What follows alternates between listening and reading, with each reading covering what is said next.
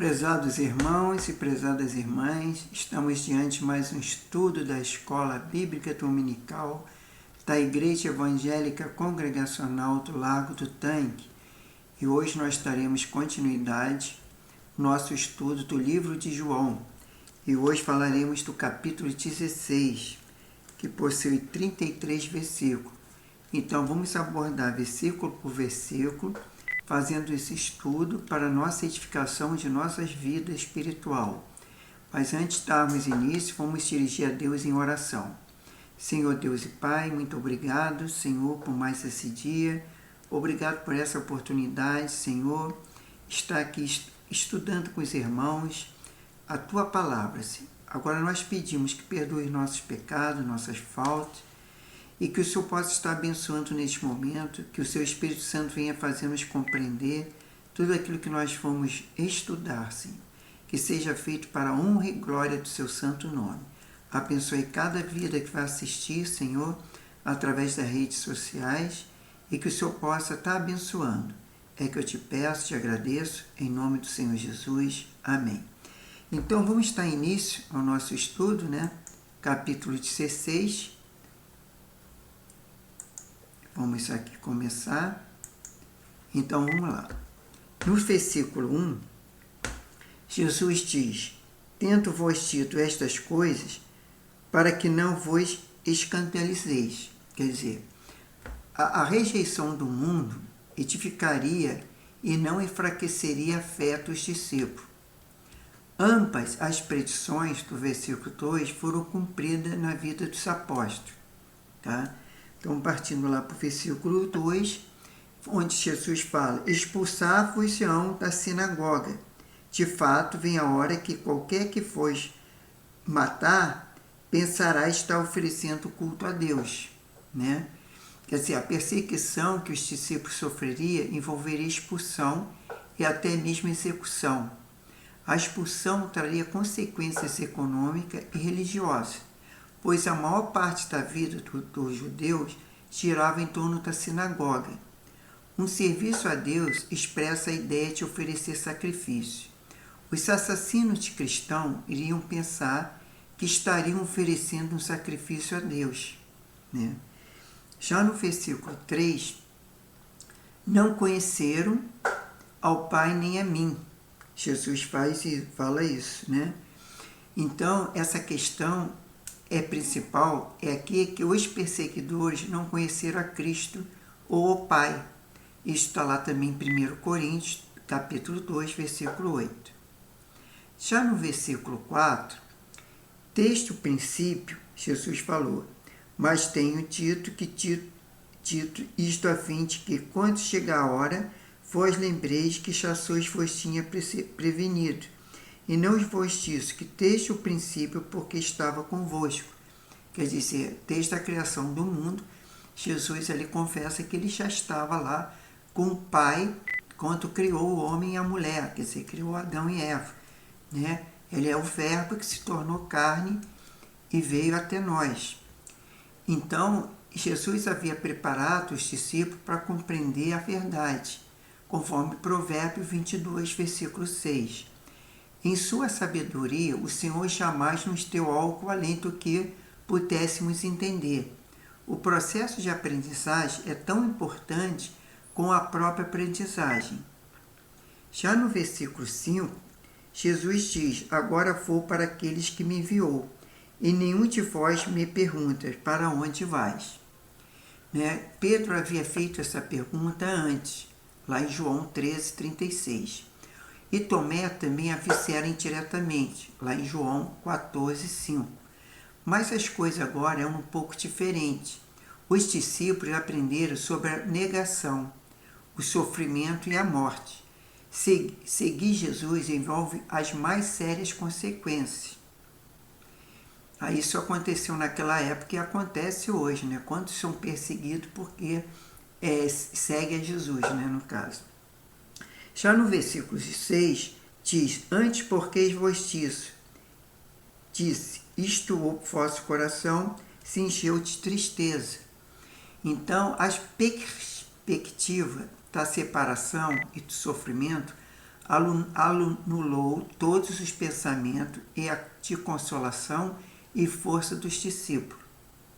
Já no versículo 7, Jesus fala: todavia digo-vos a verdade, convém que eu vá, porque se eu não for, o Consolador não virá para vós, mas se eu for, eu enviarei. Então haveria necessidade que Jesus morresse, ressuscitasse e fosse ascensão aos céus, porque aí ele iria para a direita do Pai. E aí o Espírito Santo viria. Foi o que aconteceu lá em Atos, no Pentecostes. Então, a perspectiva da separação e do sofrimento anulou todos os pensamentos. Não, minto, desculpe, eu estou no versículo 7. Os discípulos devem ter pensado: já que vamos ficar sozinhos, como isso pode ser para o nosso bem? Em outras palavras, os romanos nos odeiam porque nos veem como perturbadores da paz. Os líderes judeus nos odeiam porque nos veem como blasfemos. Somente tu nos amas, mas está nos deixando.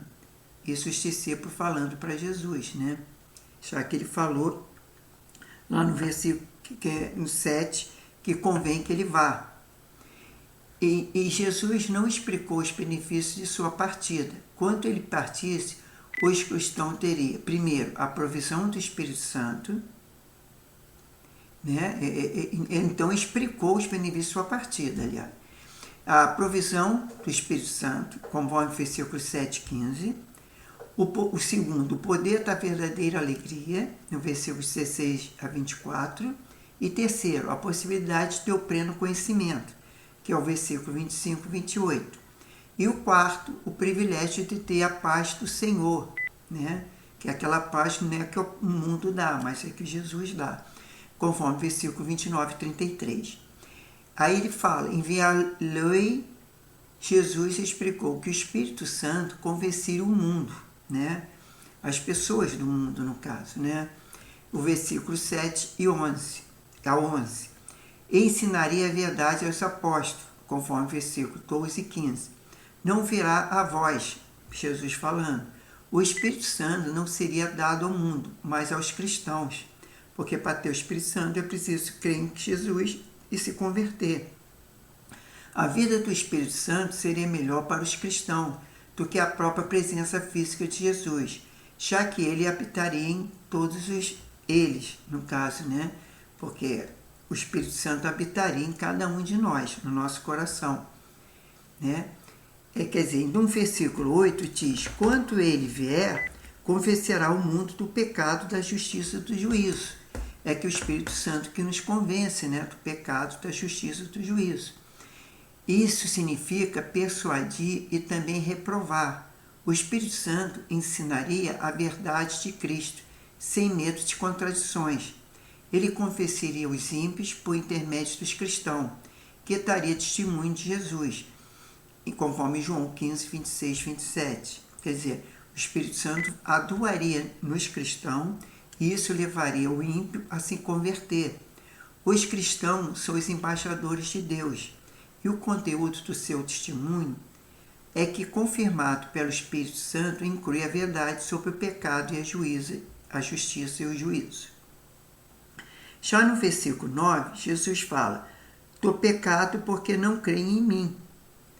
Então, veja que a palavra pecado está no singular. A pecaminosidade é o foco e no nosso testemunho está de fato em Cristo. Ter pago um alto preço por todo o pecado. Aceitar Jesus é a única opção para ser liberto da escravidão. Aí alguém vai dizer: mas que escravidão? Né? Nós não somos escravos, né? Praticamente, é claro que uma noticiário ou outra às vezes diz que tem pessoas que vivem análogo à escravidão, que é aquelas pessoas que trabalham sem direito a nada, mas isso não é comum. Agora, esse pecado que Jesus está falando, essa questão da escravidão, é escravo do pecado, porque quando a gente não conhece Jesus e não tem o Espírito Santo, nós somos escravos do pecado. O pecado acaba nos dominando, né? E a gente fazendo aquilo que não agrada a Deus. E no versículo 10 fala: da justiça porque vou para o Pai e não me verei mais. E depois que Cristo partisse, o Espírito Santo convenceria o mundo sobre a natureza da justiça e a necessidade de recebê-la. A obra de Jesus na cruz foi totalmente justa, isso é, demonstrando pelo Pai quanto ele esvazia o sepulcro onde o corpo do Filho fora colocado, revelando que ficou satisfeito com o pagamento justo de Cristo e aceitando-a junto e a si novamente. Quer dizer, Deus enviou seu Filho, né, para que morresse, para que ali fosse pago o nosso pecado, né, porque era um sacrifício vivo, era o Cordeiro, né, que foi morto na cruz pelos nossos pecados. E aí se abriu o véu e hoje nós temos acesso ao Pai, né? E isso aí, nós, quando confessamos nossos pecados, como a palavra de Deus diz, ele é fiel e justo para nos perdoar e nos purificar de toda injustiça.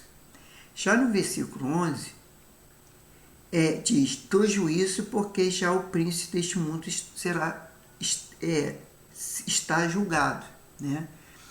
Do juízo, Satanás, o dominador deste mundo, reina no coração daqueles que não foram regenerados e cega seu entendimento, conforme 1 Coríntios 2, do versículo 6 a 8.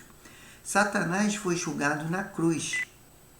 E o Espírito Santo confessará às pessoas do juízo vindouro, Satanás já foi julgado, assim como serão todos que ficarem ao seu lado. Não há como ser neutro, ou somos filhos de Deus ou do diabo, né? Ou aceitamos a Deus, né, como nosso Senhor, Salvador, nosso ajudador, ou vamos procurar o mal, que é o diabo. Já no versículo 12, Jesus ainda diz, ainda tenho muito que foste ser, mas vós não o podeis suportar agora. O pronome vós aqui diz respeito aos apóstolos. O que o Senhor diz a respeito do ministério do Espírito Santo, nos versículos 12 e 15, a princípio se aplica primeiro aos apóstolos. O ministério do Espírito Santo na vida deles, primeiro, os guiaria em toda a verdade. Segundo, ele mostraria o futuro. E terceiro, ajudaria a glorificar a Cristo. As palavras de Jesus foram cumpridas na pregação e nos escritos dos apóstolos. E o Espírito Santo os guiou e revelando não somente a verdade contida na vida e morte de Jesus, como também o futuro glorioso de todos os cristãos. Os apóstolos, por sua vez, escreveram o Novo Testamento, que glorifica, ou seja, revela Jesus Cristo. A palavra suportar significa carregar um fardo, que é usada depois para descrever Cristo carregando a cruz, conforme João 19, 17. Em outras palavras, havia verdade que não podiam entender, e ou ainda não estavam prontos para lidar com elas, até que o Espírito Santo veio no Pentecoste e revelou a eles toda a verdade. Já no versículo 13, mas quando vier o Espírito da verdade, ele vos guiará em toda a verdade. Não falará de si mesmo, mas dirá tudo que tiver ouvido e vos anunciará o que há de vir. Né? Então, esse termo significa que o Espírito Santo é a fonte da verdade, conforme João 14, 17. Ele vos guiará, o Espírito Santo não imporia a verdade aos discípulos, nem os obrigaria a crer nela, né? Na verdade, ele os levaria à verdade e tudo que eles tinham é fazê-la segui-la. Toda a verdade se refere à verdade e necessária para se tornar um cristão maduro e totalmente capacitado. Isso conforme lá 2 Timóteo 3,16 e versículo 17. O que há de vir inclui a verdade sobre a igreja, conforme Efésios 3, 7 a 7, e nos eventos futuros. Já no versículo 14, ele me glorificará, porque há de receber do que é meu, e vou-lhe já de anunciar. No versículo 14, a conjunção, porque indica que a última parte do versículo explica a expressão me glorificará. O Espírito Santo glorifica a Cristo, revelando-o ou tornando conhecido. A obra do Espírito Santo é apresentar ao mundo Jesus Cristo, a imagem do Deus invisível. Jesus tem de estar no centro de tudo. Essa é a vontade do Pai e do Espírito. Os apóstolos receberam a verdade do Espírito Santo e a verdade sobre as coisas que viriam, a verdade sobre Cristo, então guiados por Ele. E os todos escreveram essas verdades em documentos conhecidos hoje como Novo Testamento, lá conforme João 14, 25, 26 e 1 Coríntios, capítulo 2, versículo 13. Já no versículo 15, Jesus fala, tudo que o Pai tem é meu, por isso vos disse que há de receber do que é meu, e vou-lhes há de anunciar. Então, dizer que o Espírito Santo receberá tudo que pertence a Jesus, conforme o versículo 14, não significa que tudo ficará concentrado em Jesus e no Espírito, e que o Pai ficará de fora. Não há divisão na divindade. O que pertence ao Pai também pertence ao Filho, conforme João 17, 10. E que o Filho possui, o Espírito Santo declarará, 1 Coríntios 2, 13. Entretanto, todo o foco deve estar em Cristo, pois Ele é a imagem do Deus invisível, conforme Colossenses 1,15. Seus passos são os únicos que devemos seguir, pois Ele é o único que vimos. Já no versículo 16, Jesus diz, um pouco e não me vereis mais, e um pouco ainda me vereis. O que Jesus quer dizer? O verbo tem sido interpretado de duas maneiras. Aqui, primeiro, os discípulos veriam Jesus literalmente depois da ressurreição. Segundo, ele os veria espiritualmente depois da ascensão, por meio das obras do Espírito Santo. No entanto, no versículo 22, parece-se apoiar a ideia que Jesus seria visto literalmente depois da ressurreição. Já no versículo 17, aí diz assim, alguns dos discípulos disseram uns aos outros, quem vem a ser isto que nos diz? Perguntando, né? Aí Jesus responde, um pouco não me vereis, e um pouco ainda me vereis, eu vou para o Pai. Então, os discípulos ficaram confusos com a suposta contradição em ver e não ver. O que Jesus disse os confundiu, porque ele iria partir. Eles esperavam que o Messias fosse reinar e governar e não morrer e partir, conforme Lucas 19, 11 e Atos 1, 6. Quer dizer, eles achavam que o Jesus ficaria ali governando, né, o povo judeu e tal, o povo judeu, e não morreria nem partiria após sua ressurreição. Mas Jesus estava já explicando, mas eles não estavam bem entendendo ainda. Já no versículo 18, diziam eles, que quer dizer este um pouco? Não sabemos o que diz. Isso os discípulos falando. Grande dúvida é que havia na mente dos discípulos tinha a ver com o fato tempo. Eles simplesmente não entenderam o intervalo que marcaria a separação entre eles e Jesus. Já no versículo 19 a 21, Jesus percebeu que iriam interrogá-lo e lhe perguntou, isso Jesus falando, e tragais entre vós acerca disto, que disse, um pouco e não me vereis, e ainda um pouco me vereis, no ainda um pouco me vereis. No versículo 20, em verdade vos digo, que vós chorareis e vós lamentareis, enquanto o mundo se alegra. Vós ficareis tristes, mas a vossa tristeza se converterá em alegria. No versículo 21, a mulher, quando está para dar luz, sente tristeza, porque é chegada a sua hora.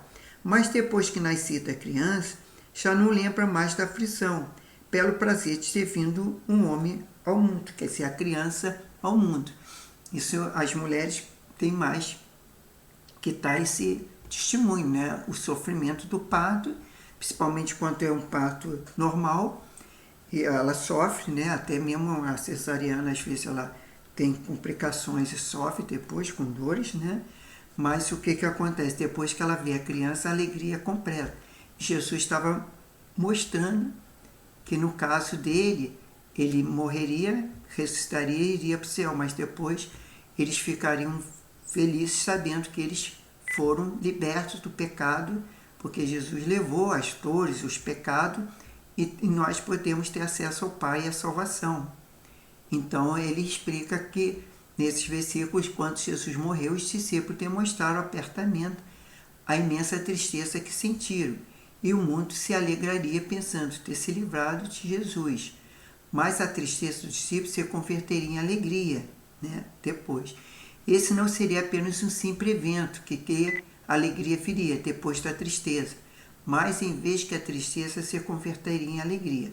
A tristeza sofreria uma transformação. A morte de Jesus seria primeiro motivo de tristeza e depois de alegria. Ele usou o exemplo de uma mulher grávida para explicar que estaria dizendo: a mulher, quando está para dar à luz, sente tristeza, mas a tristeza se transforma em alegria com o nascimento do bebê, como eu falei. Então, ali no versículo 22, continuando, assim também, Jesus falando, assim também foi agora, na verdade, tende tristeza, mas outra vez vos verei e vosso coração se alegrará, e a vossa alegria ninguém poderá tirar. Nesse caso, se refere às aparições de Jesus após a ressurreição, e a vossa alegria ninguém vos lá tirará. A tristeza dos discípulos acabaria em alegria deles, permaneceria. A morte e a ressurreição de Jesus traria alegria do perdão dos pecados, conforme 1 Pedro 1,8, e que o mundo não poderia tirar. Já no versículo 23, Jesus fala: naquele dia nada me perguntareis. Em verdade, vos digo que tudo que me pedis ao meu Pai, em meu nome, ele vos dará. Então ele falando, naquele dia, ou seja, depois da ressurreição, ascensão, nada me perguntareis. Ao que parece, Jesus disse que ele não lhe perguntaria mais nada, porque ele não estaria mais fisicamente com eles depois da ascensão. Certamente os discípulos fariam suas perguntas a Jesus por meio do Espírito Santo, e o Espírito Santo revelaria a todas as coisas, como ele faz hoje e nos ajuda até a lembrar. Já no versículo 24, Jesus diz: agora nada pedis em meu nome, pedi e receberei, para que a vossa alegria seja completa. Quer dizer, então, quando Jesus partiu, depois da ascensão, os discípulos orariam como representante de Jesus, e as orações dele seriam respondidas para que sua alegria se cumprisse. Por isso que nós, cristãos, sempre pedimos em nome de Jesus, porque é esse nome que foi dado toda a autoridade, e através desse nome é que nós podemos alcançar as bênçãos que nós queremos através da oração. Já no versículo 25, disse Jesus: disse-nos estas coisas para figuras. Vem a hora que vos falarei mais por figura, mas abertamente vos falarei acerca do Pai. Então, um exemplo de figura de linguagem é a ilustração da videira, registrada em João 15:1,8, que representa a obra do Pai ao produzir o fruto e o amor nos cristãos. Uma figura de linguagem pode se tornar mais real e didática do que um exemplo comum. Já no versículo 26 e 27, Jesus fala: naquele dia pedirei o meu nome e não vos digo que eu rogarei por vós ao Pai. Não o próprio Pai vos ama, visto que vós amaste e creis que vim de Deus. No versículo 27, ele falando isso. Então, quando ele diz pedirei o meu nome, significa pelo poder de Jesus. E não vos digo que eu rogarei por vós ao Pai. Como Jesus nos deu o perdão de pecado por meio de sua morte, e agora intercede à testa do Pai por todos os remidos, isso está lá em Hebreus 7:25, nós temos acesso direto a Deus. Não precisamos mais ter um sacerdote que interceda por nós, pois Jesus é o único nosso sumo sacerdote junto ao Pai. Quer dizer, o único sacerdote que nós temos é Jesus, mas por isso que nós pedimos em nome dele. A conjunção, pois, indica que o versículo 27 está explicando o versículo anterior. Após a partida de Jesus, os discípulos poderiam orar diretamente a Deus Pai, pois ele os amava por ele ter crido no seu Filho, Jesus o amado. E aí Deus responde às nossas orações, quando nós pedimos em nome do seu Filho amado, Jesus. Já no versículo 28, Jesus fala: vim do Pai e entrei no mundo. Agora deixo o mundo e volto para o Pai. Porque o Jesus veio, para morrer, ressuscitar e ser ascensão aos céus, para mostrar que ele era o Filho de Deus e que ele não há outro a quem nós devemos adorar e confiar que ele é o único caminho, a verdade e a vida. Então diz lá no versículo 28, de novo, vim do Pai, entrei no mundo, e agora deixo o mundo e volto para o Pai. Quer dizer, esse versículo é um resumo da visita que o Filho de Deus fez a este mundo. Nele está a sua missão, nascimento, paixão e ascensão. Como eu falei, ele veio, nasceu, teve a sua morte, ressuscitou e teve a sua ascensão. Já no 29 e 30, disseram os seus discípulos, aí já foi os discípulos que falaram: agora falas abertamente e não usa nenhuma figura. Agora percebemos que sabe tudo e que não é preciso que alguém te interrogue. Por isso cremos que veste Deus. Foi quando Jesus discerniu o pensamento dos discípulos, conforme o versículo 19, e respondeu às suas perguntas, como a mulher samaritana. Eles também viram que Jesus sabia todas as coisas, conforme João 4,39.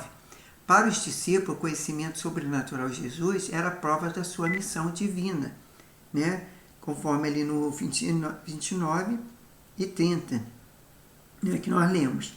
Já no versículo 31, diz Jesus, respondeu Jesus: credes agora? Perguntando aos discípulos. Nós prosseguimos na nossa vida cristã do mesmo modo como iniciamos, crendo em Jesus. Quanto mais aprendemos Jesus, mais cremos nele. Quanto mais confiamos em Jesus, mais recebemos dele, a fé, E quanto mais recebemos, mais podemos realizar para a glória dele. Que é isso que acontece.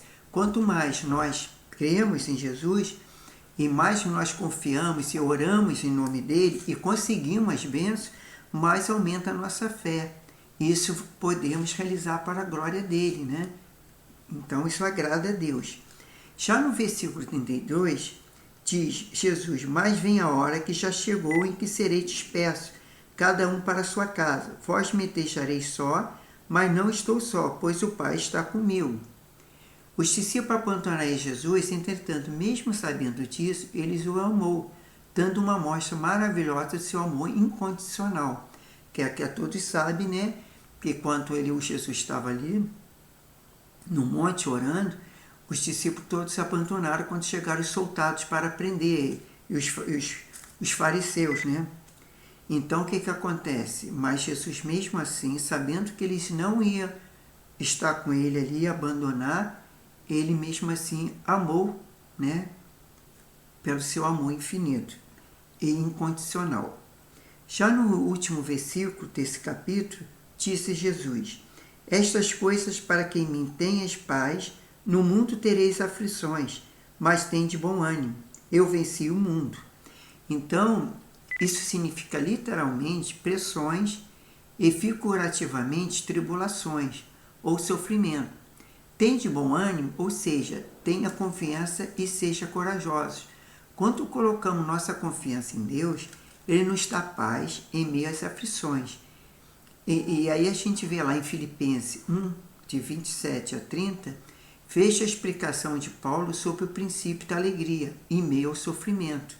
Quer dizer, Paulo mostra lá, em Filipenses capítulo 1, 27 a 30, que a explicação de Paulo sobre o princípio da alegria em meio ao sofrimento. Então, o que acontece?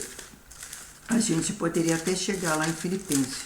Vamos dar uma lida aqui em Filipenses 1, 27 a 30. Vamos lá. Diz o seguinte, ao título, a luta pela fé. 27, capítulo 27, versículo 27 do capítulo 1 de Filipenses.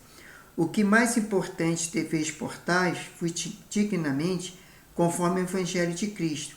Então, quer que vá e vos seja, quer esteja ausente, ouça acerca de vós que estás firme, no mesmo espírito, combatendo justamente com o mesmo ânimo pela fé no Evangelho. Versículo 28. Sede timados pelos adversários, isso para eles, na verdade, é sinal de destruição. Mas para vós de salvação, isso é parte de Deus. Versículo 29. Pois foste concedido, por amor de Cristo, não somente crer nele, como também o padecer por ele. Já no versículo 30 e último, tendo o mesmo combate que já em mim, viste que agora ouviste que é meu. Quer dizer, então ali em Filipenses, o apóstolo Paulo fala aos Filipenses nessa explicação de Paulo. Então, irmãos, nós terminamos mais esse capítulo de João, capítulo 16, e na próxima semana já vamos estudar o capítulo 17, né? Que o título ali fala Jesus ora por si mesmo, e tem um subtítulo que Jesus ora pelos discípulos. E aí temos 20 ou 26 versículos para nós estudarmos. E aí depois nós daremos continuidade até o capítulo 21 do livro de João, né? E aí terminaríamos esse livro de João. Então vamos orar agradecendo a Deus por mais essa aula, para que Deus nos abençoe a cada um de nós, né, nesse dia. Senhor Deus Pai, muito obrigado pela Tua palavra, obrigado pelo seu sacrifício, Pai, na cruz do Calvário. Ter morrido, mas louvado seja o Teu nome, louvado seja Deus, porque Tu ressuscitaste e vivo está por toda a eternidade, Pai. E ao nosso intercedor, nosso sacerdote junto ao Pai, porque o Senhor é que fala aos nossos corações, é que através que Tu envias o Santo Espírito, que nos convence da justiça, do juízo, do pecado, é que nos faz compreender a Tua palavra e seguimos firme na fé, na esperança e no amor. Por isso, abençoe cada vida que está ouvindo esse estudo, a cada família, a cada lar, que haja paz, saúde, haja prosperidade, que possamos ter um domingo abençoado, um domingo que não vamos assistir o culto, mas possamos participar do culto através do louvor, da adoração, da oração, orarmos, Senhor, para que vidas sejam alcançadas pela Tua graça, Tua misericórdia, e que tenha uma semana de paz, de segurança nesse mundo tão conturbado, tão afligido, Senhor, pela violência, mas que nos proteja e nos guarde e livra de todo o mal. Nós te pedimos no nome poderoso do Senhor Jesus e para a sua honra e glória, Pai. Nós despedimos mais dessa aula e que fiquem todos na paz até a próxima aula. Que Deus abençoe a todos.